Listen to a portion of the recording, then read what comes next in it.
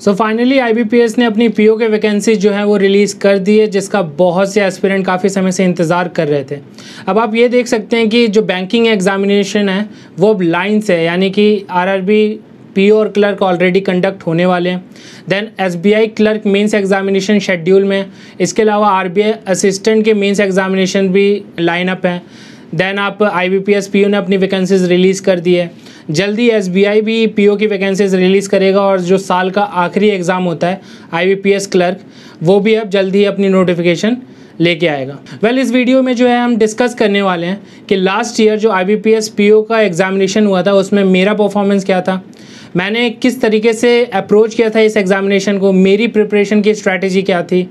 ये सारी चीज़ें मैं अपनी मार्कशीट के साथ आपको दिखाऊँगा, क्योंकि at the end of the day आपकी कोशिश मैटर करती है, बट उससे भी ज़्यादा मैटर करता है आपका रिज़ल्ट जो आप एग्ज़ामिनेशन में लेके आते हैं। इसके अलावा इस वीडियो में जो है हम डिस्कस करने वाले हैं कि इस बार जो IBPS PO के एग्ज़ामिनेशंस हैं वो लास्ट ईयर से किस तरीके से डिफरेंट होंगे, क्या क्या इंपॉर्टेंट डेट्स हैं जो कैंडिडेट्स को अपने ध्यान में रखना है। देन एडवर्टाइजमेंट में कोविड के रिगार्डिंग क्या क्या नोटिफिकेशन आई है, और सबसे इम्पॉर्टेंट किस बैंक ने जो है अपनी वैकेंसीज IBPS के अंतर्गत रिलीज़ की है, और किन किन बैंक्स ने जो है अभी तक अपनी वैकेंसीज़ को रिपोर्ट नहीं किया है, यानी कि ओवरऑल कितनी वैकेंसीज़ इस बार IBPS PO के एग्ज़ामिनेशन में हमें देखने को मिलेगी। सो इस वीडियो का कोई भी क्रूशियल पॉइंट आप मिस ना करें, इसके लिए इस सेशन को आप लास्ट तक देखें। नमस्कार दोस्तों, आप देख रहे हैं बैंकिंग रेजोनेंस, मेरा नाम है सूरज। वीडियो में आगे बढ़ने से पहले अगर अभी तक आपने इस चैनल को सब्सक्राइब नहीं किया है so do subscribe the channel, और सब्सक्राइब बटन के साथ में जो बेल आइकन है उसे प्रेस करना बिल्कुल ना भूलें, ताकि इस चैनल पर आए किसी भी इंफॉर्मेटिव वीडियो की नोटिफिकेशन सबसे पहले आपको मिले। सो बिना किसी देरी किए चलिए वीडियो को शुरू करते हैं।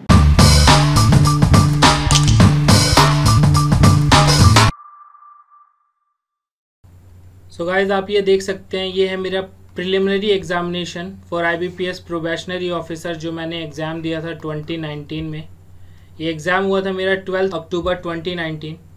यहाँ पर आप मेरा नाम देख सकते हैं, सूरज कुमार। ये है मेरी कैटेगरी OBC। देखिए, अगर आप SBI एग्ज़ामिनेशन को कंपेयर करें IBPS एग्ज़ामिनेशन से, तो वहाँ पर एक बहुत ही बड़ा डिफरेंस मिलता है कि SBI का जो क्लर्क और PO का एग्ज़ाम होता है उसमें किसी भी तरह का कोई sectional cut off SBI introduce नहीं करता, यानी आप ओवरऑल कट ऑफ स्कोर कीजिए और आपका सिलेक्शन होगा। लेकिन IBPS में यहाँ पर एक डिफरेंस है। IBPS जो है अपने हर एक सेक्शंस को, चाहे हम क्लर्क की बात करें या PO की बात करें, और उसी में चाहे हम प्रीलिम्स की बात करें या मेंस की बात करें, अपने हर एक सेक्शंस में वो सेक्शनल कट ऑफ को भी इंट्रोड्यूस करता है। जैसा कि आप यहाँ पर सेक्शनल कट ऑफ देख सकते हैं। फॉर इंग्लिश लैंग्वेज जो सेक्शनल कट ऑफ था वो था 6.50। Similarly for quant sectional cut off था 5.25, जो लास्ट ईयर है। एंड फॉर रीजनिंग एबिलिटी जो सेक्शनल कट ऑफ था वो था 6.50 अगेन। आप यहाँ पर मेरे मार्क्स भी देख सकते हैं जो मैंने तीनों सेक्शंस में स्कोर किए थे। देखिए, आप यहाँ पर मेरे इंग्लिश के मार्क्स देखें तो ये हैं 26.25। इसका मतलब है कि मैंने इंग्लिश में 30 क्वेश्चंस अटैम्प्ट किए थे, आउट ऑफ विच मेरे 27 क्वेश्चन जो थे वो सही थे, यानी मेरे 3 क्वेश्चंस गलत थे, और नेगेटिव मार्किंग को इंक्लूड करके मेरे जो मार्क्स बने थे वो बने थे 26.25। सो अगर आप इंग्लिश के सेक्शन को अटैम्प्ट करें तो आपको मैं सजेस्ट यही करूँगा कि आप सारे ही क्वेश्चंस अटैम्प्ट करें, अनलेस एंड अनटिल आप खुद को इंग्लिश में एक्सपर्ट ना मानते हो। ऐसा इसलिए क्योंकि इंग्लिश में जो भी क्वेश्चंस आप अटैम्प्ट करते हैं उसमें आपको भी पता है, अगर हम 5 से 8 क्वेश्चंस को छोड़ दें तो बाकी के क्वेश्चन जो हमने दिए हैं उसमें आप 100% श्योर नहीं हो सकते कि वो आपका सही होगा या नहीं। सिमिलरली अगर हम बात करें क्वांट और रीजनिंग सेक्शन की, तो देखिए, आप कोई भी बैंकिंग का एग्ज़ाम दीजिए, जब भी आप प्रीलिम्स का एग्जामिनेशन देंगे, या तो उस शिफ्ट में, जिस शिफ्ट में भी आपका एग्ज़ाम होगा, या तो उस शिफ्ट में आपका क्वांट डिफ़िकल्ट होगा या किसी शिफ्ट में आपका रीजनिंग डिफ़िकल्ट होगा। एट अ सेम टाइम उन दोनों शिफ्ट में से कोई एक जो पेपर होगा क्वांट और रीजनिंग में वो आसान भी रहेगा। यानी अगर आप पहले से ही प्री डिटरमाइंड है कि आपका क्वांट सेक्शन बहुत ज़्यादा स्ट्रॉन्ग है, तो आप वहाँ पर 35 में 35 स्कोर कर जाएंगे या 35 में 33 प्लस स्कोर कर जाएंगे। सो ये मिस्टेक्स आप ना करें, क्योंकि अगर आप एग्जामिनेशन में बैठे, जिस शिफ्ट में आपका एग्जाम हुआ उस शिफ्ट में अगर क्वांट सेक्शन जो है वो टफ आ गया, सो आप डेफिनेटली वहाँ पर 35 में 30 प्लस स्कोर करना आपको काफ़ी ज़्यादा मुश्किल हो जाएगा, और वो चीज़ें जो है आपके दिमाग में कहीं ना कहीं घूमते रहेंगी, जिसके चलते आप अपने बाकी के सेक्शंस को भी जो है वो ख़राब कर लेंगे। इसीलिए एग्जामिनेशन को जब भी आप दें तो हमेशा ये कोई भी प्री डिटरमाइंड स्ट्रैटेजी अपने दिमाग में ना रखें, पेपर के हिसाब से रिएक्ट करें। क्या पता आपके शिफ्ट में रीजनिंग आसान है एज कम्पेयर टू क्वांट, तो किसी भी सब्जेक्ट में किसी भी सेक्शन में आप अपने आप को पर्ट समझने की भूल ना करें। जैसा क्वेश्चन पेपर रहेगा उस तरीके से ही अपना रिस्पॉन्स जो है वहाँ पर दे। अगर मैं लास्ट ईयर कट ऑफ की बात करूँ, सो जो कट ऑफ गया था वो गया था 59.75, ठीक है, 59.75 जो था IBPS PO प्रीलिम्स का कट ऑफ था लास्ट ईयर। और आप यहाँ पे मेरा स्कोर देख सकते हैं, लगभग मेरा स्कोर जो है वो 21 प्लस था, यानी कि 80.75 था मेरा प्रीलिम्स का स्कोर। और आप यहाँ पर कट ऑफ और मेरे स्कोर में डिफरेंस देखिए। ये सब इसलिए हो पाया था, वही चीज़ें मैंने आपको बताया। पहला, मैं इंग्लिश में सारे क्वेश्चन अटैम्प्ट करता हूँ, चाहे मैं किसी भी बैंकिंग एग्जामिनेशन को दूँ, मैं इंग्लिश में सारे क्वेश्चन अटैम्प्ट करता हूँ। और दूसरा, मैं अपने दिमाग में किसी भी तरह का कोई प्री डिटरमाइंड ये नहीं रखता कि मुझे इस सेक्शन में इतने के इतने लेके आने हैं या इस सेक्शन में इतना लाना है। हाँ, मुझे पता है कि मेरा क्वांट सेक्शन मजबूत है एज़ कम्पेयर टू रीजनिंग, सो मैं वहाँ पर ये देखता हूँ कि अगर सपोज क्वांट का सेक्शन हार्ड आया है तो कोई बात नहीं, मैं जितना कर सकता हूँ क्वांट सेक्शन में उतना करता हूँ। मुझे डेफिनेटली पता है कि मेरा जो रीजनिंग सेक्शन है वो फिर आसान आने वाला है, तो मैं उस पर अपने माइंड को उसी समय जो है एडजस्ट करता हूँ और रीजनिंग सेक्शन की तरफ लेके जाता हूँ। चलिए अब हम देखते हैं कि इस बार जो IBPS 2020 का नोटिफिकेशन है PO के लिए, उसमें क्या क्या इंपॉर्टेंट कीवर्ड्स हैं उस पर एक नज़र देखते हैं। सो ये हैं कुछ इंपॉर्टेंट डेज जो आपको ध्यान में रखने हैं। आपका जो फॉर्म फिलिंग का डेट है वो आज से 5 अगस्त 2020 से लेके 26 अगस्त 2020 तक रहेगा, ठीक है। पेमेंट ऑफ फीस भी इसी समय के दौरान रहेगी। देन आपको यहाँ पर आ जाना है सीधा प्रीलिम्स एग्जामिनेशन में, यानी कि ये 3 दिन में एग्ज़ाम्स होंगे, तो लगभग मान के चलिए एक दिन में 4 शिफ्ट, यानी कि आपके टोटल 12 शिफ्ट्स में एग्ज़ाम होंगे। जो फर्स्ट है वो 3 अक्टूबर, देन 10 अक्टूबर, देन 11 अक्टूबर। सो आप अपने आप को अब यहाँ से प्रिपेयर करना शुरू कीजिए। अगर अभी तक भी आपने IBPS PO की प्रिपरेशन शुरू नहीं की है तो आप किस चीज़ का वेट कर रहे हैं, प्रिपरेशन अपनी शुरू कीजिए अब आप। देन अगर हम बात करें ऑनलाइन मेंस एग्जामिनेशन की, सो इसका जो डेट है वो है 28 नवंबर।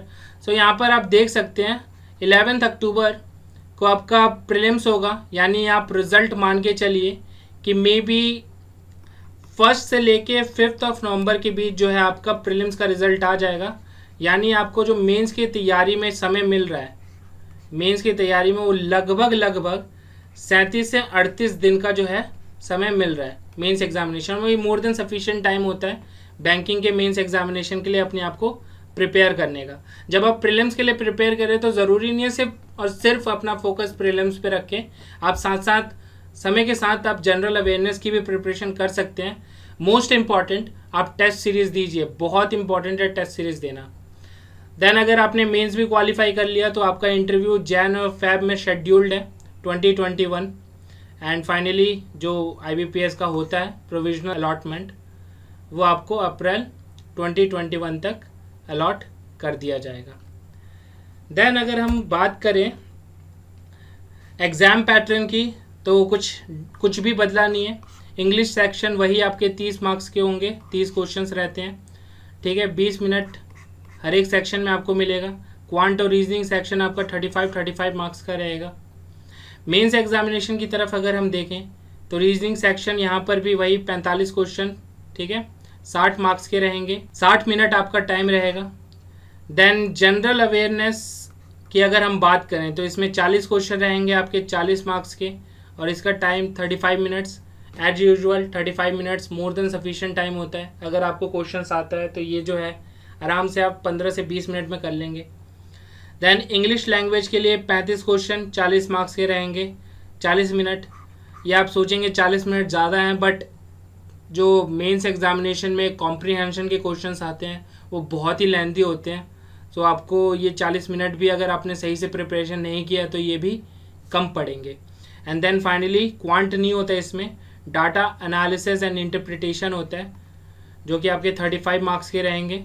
60 मार्क्स का रहेगा ओवरऑल, 35 क्वेश्चंस रहेंगे 60 मार्क्स का, और इसके लिए भी जो टाइम है वो 45 मिनट्स का रहेगा।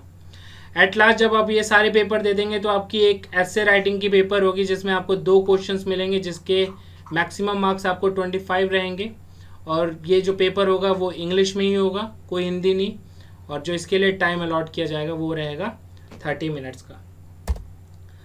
देन ये कुछ डिफरेंस है जो प्रीवियस ईयर से है, क्योंकि हम लोग अभी कोविड के फेज़ में जी रहे हैं, तो ये सारी चीज़ें आपको ध्यान में रखनी है। मैं चाहूँगा कि आप इसका स्क्रीनशॉट लें और इसको ठीक तरीके से रीड कर लें कि आपको क्या क्या चीज़ें वहाँ पर एग्जामिनेशन में करके जाना है। आपको मास्क पहन के जाना है, ग्लव्स होने चाहिए, अपना वाटर बॉटल, कोई पानी की फैसिलिटी वहाँ पर नहीं मिलेगी, अपना हैंड सैनिटाइज़र पेन रखिए, सारे डॉक्यूमेंट्स रखिए, ठीक है। उसी तरीके से जो है ये सारी चीज़ें आप पढ़नी है। यहाँ पर देख सकते हैं आप, सारे ही कैंडिडेट को N95 मास्क जो है वो लेना होगा। आरोग्य सेतु ऐप को आप हमेशा अपने फ़ोन में रखें जब भी आप एग्ज़ामिनेशन देने जा रहे हैं। आपका टेम्परेचर जो है वो 99.14 डिग्री फ़ारेनहाइट से कम होना चाहिए। देन ये और कुछ चीज़ें हैं, रफ़ शीट जो है वो ऑलरेडी पहले से ही सीट पे अवेलेबल होगी, आपको कोई एक्स्ट्रा रफ़ शीट नहीं मिलने वाली। मे बी शायद ये 3 से 4 आपको रफ़ शीट मिलेगी, तो आप अपने आप को उसी तरीके से प्रिपेयर करिए। जब आप टेस्ट सीरीज़ देंगे तो कोशिश कीजिए कि आप 3 से 4 रफ़ शीट में ही अपना पूरा पेपर निकालने की कोशिश करें, क्योंकि शायद ही कोई सेंटर होगा जो थोड़ा आपको हेल्प करे, but most of the centres आपको रफ़ शीट पहले से ही डिसाइडेड है।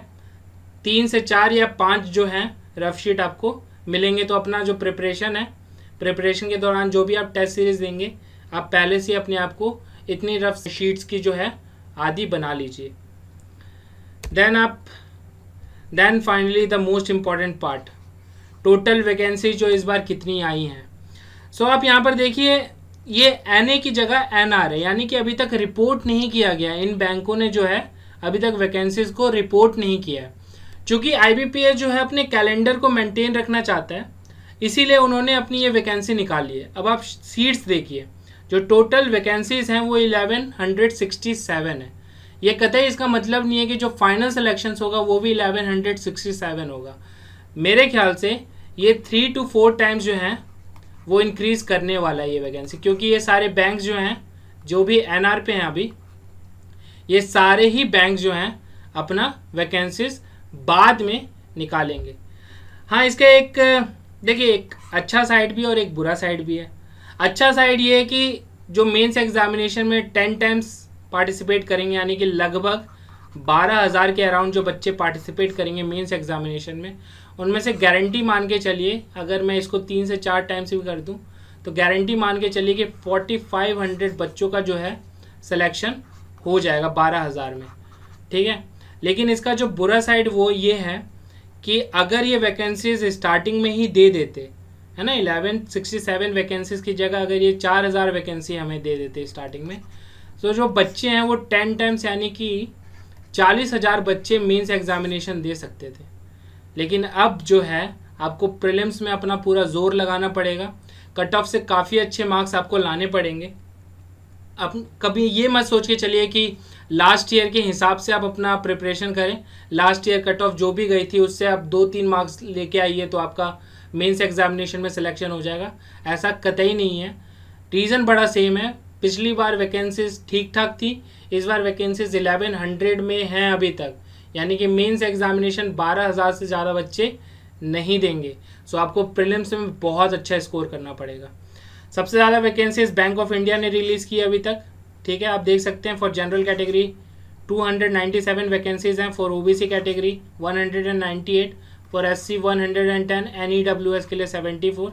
देन है आपका UCO Bank and then Punjab and Sindh Bank. बहुत सारे बैंक्स हैं जिसमें 0-0 हैं, यानी कि ये वैकेंसीज अपनी नहीं निकाल रही, बट जिसमें भी NR आपको दिखेगा वो सारे बैंक्स अपनी वैकेंसीज बाद में रिपोर्ट करेंगी। अगर आप सभी में से कोई भी जो है वो स्मार्टफोन यूज़ नहीं करता और आरोग्य सेतु ऐप जो है वो डाउनलोड नहीं करता, तो आपको ये सेल्फ डिक्लेरेशन फॉर्म जो है वो साथ में लेके जाना पड़ेगा। अगर आपको किसी भी तरह का कोई सिम्टम्स है तो वो इस फॉर्म में फिल करना पड़ेगा। जिस भी जगह से आपका यहाँ पर नाम आएगा, जो रोल नंबर है वो आएगा, जिस भी जगह से आपने अपना चेकअप कराया उस जगह का नाम, ठीक है, एग्ज़ाम की डेट क्या और सेंटर का नाम क्या है, और फिर फाइनली यहाँ पर आपके साइन आएंगे। सो अगर आप सभी के पास स्मार्टफोन है तो आरोग्य सेतु ऐप को डाउनलोड रखिए। वो वहाँ पर जैसे आपका एडमिट कार्ड और आपका जो भी आधार कार्ड या पैन कार्ड चेक होता है उसी तरीके से आपका फ़ोन में आरोग्य सेतु ऐप भी चेक होगा। और अगर आपके पास स्मार्टफोन नहीं है तो आपके पास ये सेल्फ डिक्लेरेशन फॉर्म होना कंपलसरी है, अदरवाइज आपको एग्ज़ाम में एंट्री नहीं मिलेगा। सो ये है पूरा एनालिसिस इस वीडियो का। देखिए, मैं इन सारी एनालिसिस में आपको एक चीज़ बताना भूल गया कि जिस तरीके से मैंने अपनी IBPS PO प्रीलिम्स की प्रिपरेशन की थी, क्या अप्रोच लगाई थी और क्या स्ट्रैटेजी मैंने फॉलो अप किया था, वो सारी अप्रोच और स्ट्रैटेजी मैंने ऑलरेडी अपने पहले वीडियो में डिस्कस कर चुका हूँ। सो अगर अभी तक आपने वो वीडियो नहीं देखा है तो आई बटन पर क्लिक करके वो वीडियो देख सकते हैं, या फिर उस वीडियो की लिंक मैं इस वीडियो के डिस्क्रिप्शन बॉक्स में भी दे दूंगा। आप उस लिंक पर क्लिक करके भी वीडियो को देख सकते हैं। सो आज के लिए इतना ही, मिलते हैं अपनी अगली वीडियो में, तब तक गुड बाय। आप और अपने परिवार का पूरा ख्याल रखें। God bless you.